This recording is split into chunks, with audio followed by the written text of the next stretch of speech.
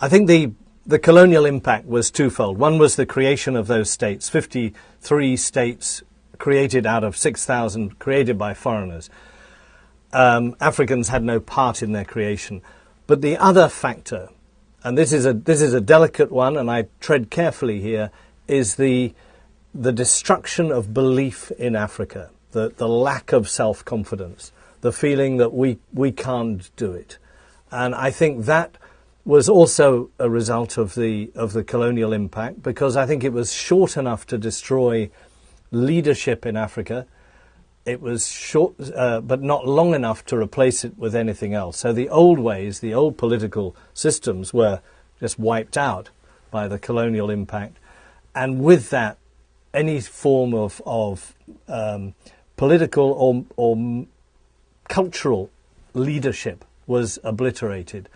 And it is that loss of self-confidence, which I think was the other thing. I think Frantz Fanon wrote a lot about this, and you feel it. You often, people will say to you in Africa sometimes, I trust you because you're white. I wouldn't trust, and you say, but you trust, no, we wouldn't trust.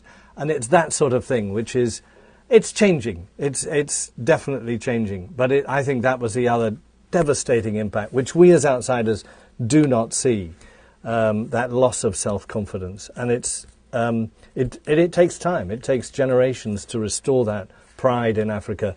And one of the people who's been very strong on this is Chinua Achebe, the Nigerian novelist.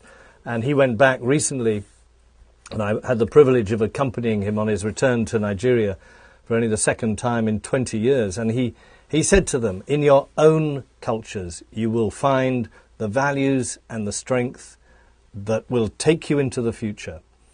In your own cultures. And that restoration of self-belief, I think, is critical.